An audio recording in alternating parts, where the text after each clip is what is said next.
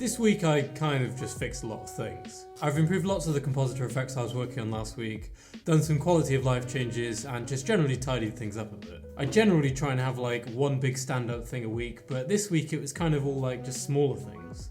But lots of them. This is a game about exploration and discovery in a high fantasy world. You discover things, collect items, kill monsters, gradually discover the world. I feel like I've done this kind of introduction a million times, but it's coming along.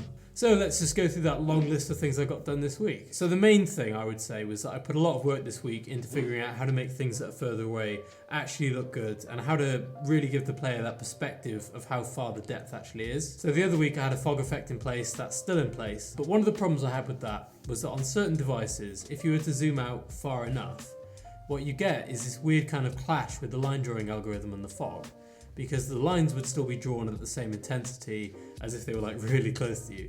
It would look rubbish. So I thought for a little bit of time about how to actually get around that. And the way I ended up deciding to do it was to take account of the object you're actually drawing relative to the distance of that thing, and then use that to actually modulate how sort of strong the line actually was.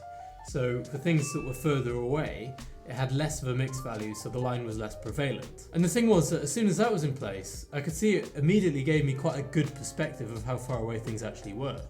I added a secondary inner line for the line drawing algorithm. So currently, or previously, what it did was it would render everything, but it would render them all just like completely white, because that way it just made the line drawing algorithm like not really have to decide very much what actually needed to be drawn or not. The problem was that meant that everything was like kind of on top of each other. And if you had like lots of objects, they would kind of clump together and merge and create one line around them. And it just looked bad. So alongside that line drawing algorithm, I've now got a secondary line drawing algorithm. So there's one that draws quite a bit more of a faint sort of grey line. It's quite a subtle effect, but it really does help to kind of break those clumped objects up. So the way I got this to work was that I render another texture where I render the renderable's actual render ID. And I render it in a way where it just gives me a different colour. And that way, it just means that the line drawing algorithm can very easily distinguish between the different types. So with that approach, I kind of get the best of both worlds of having like the line draw for everything, and then the individual line draws inside. The problem is, obviously, it's a bit more processor intensive, but you know, we got some GPU bandwidth. I don't know what else to say. It looks okay. So fog is now rendered actually relative to the player's position. Previously, it was done based on where the camera was. Now, that gave me a whole load of problems. The main one being that if you did sort of angle to the camera, like you'd kind of go upwards, the fog effect would start to change because technically the camera was further away. So what I'm doing now is just feeding the player's position into the shader and then using that to calculate the distance from.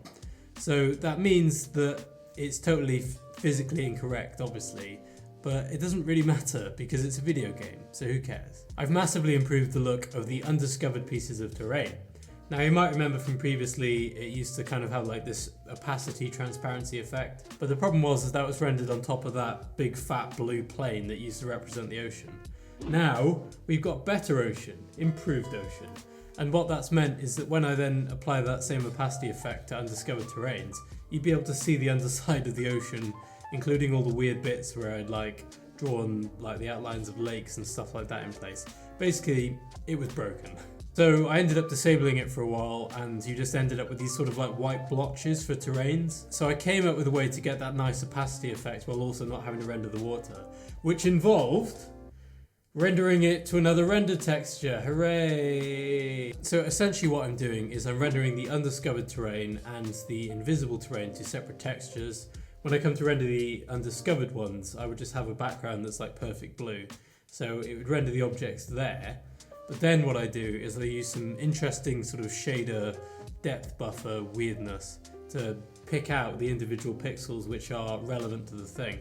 So what you end up with is like the complete picture as if it was all rendered in one go, when actually they were rendered in two separate things and just like stitched together. So I am kind of pleased with that, but annoyingly it took a bit of extra work. But I think it looks better than me just giving like the terrain and material or something and calling it a day. The one thing I'm sure you can agree is that it looks better than what the white terrain looked like before. I also added like the tiniest vertice animation to the invisible terrain, so it kind of goes up and down a bit, but one of the big problems I had with that was that when it's bordering like regular discovered terrain, which isn't moving, you would then end up with like a visible crack in the terrain, And it just, it wasn't really what I wanted, so maybe I'll just end up skipping that. One of the improvements I made from last week's compositor work was that I no longer render the terrain twice. I used to do it twice so that I could get a depth buffer, but one of the things I figured out was that I could just use the depth buffer of the complete scene and do some like weird trickery in order to get around that. And that is important because the problem is that the terrain itself is like the biggest GPU bottleneck so far.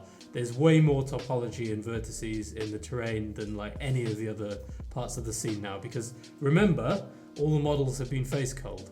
So I still have yet to do that with the terrain. I've applied proper depth checks to the wind streaks, which is something that was left over from last week. I know it kind of seemed like something easy to fix, but actually, because I'm rendering the wind streaks their own separate texture, there's a trend here, isn't there? It made it kind of a bit more complicated to actually do that check. So I'd had to build like a total depth for the scene and then like subtract that with some shader stuff to like apply a mask to get rid of the bits of the wind that shouldn't be drawn, and you know, it kind of got complicated, but it worked in the end.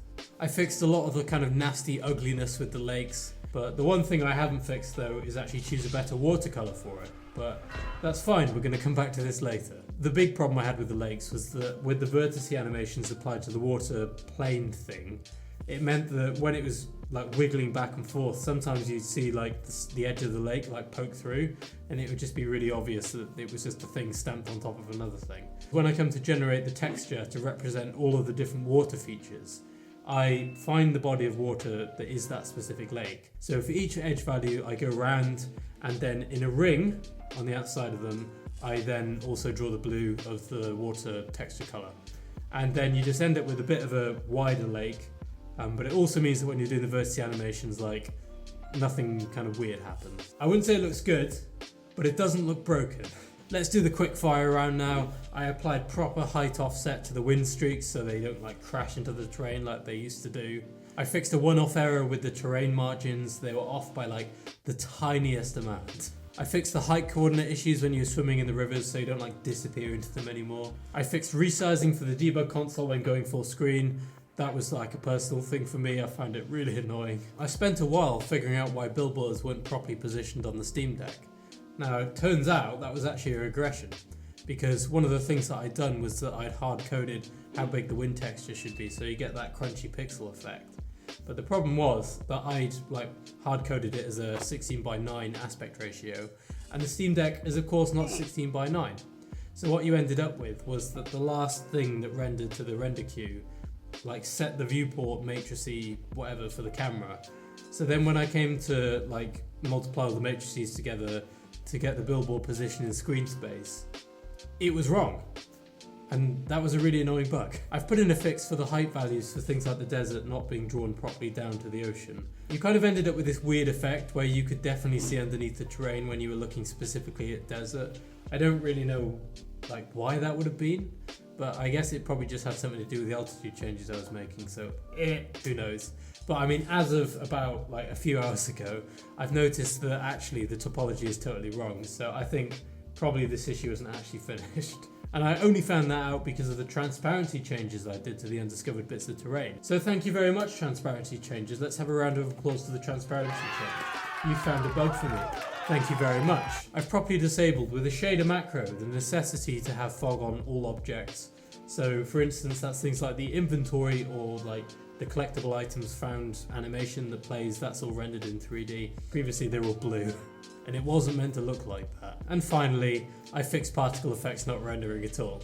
So hooray for particle effects. So I mean, this video turned into a bit of a list, but I don't think that's necessarily a bad thing. I mean, it was really nice this week just to be able to sit down and say like, well, what do I think I actually need to change in the game? Like, and kind of do the experiments to find things out. Like that line drawing thing, which ended up being like, I think the main thing that I contributed this week, was kind of just an experiment, and I ended up really liking it, and it portrays depth really well, and you know, things like that. So it's nice sometimes just not really to have a goal and just to go for it.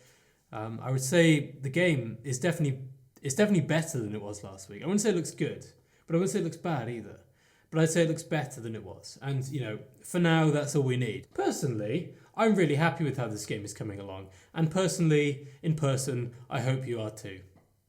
Leave a comment down below.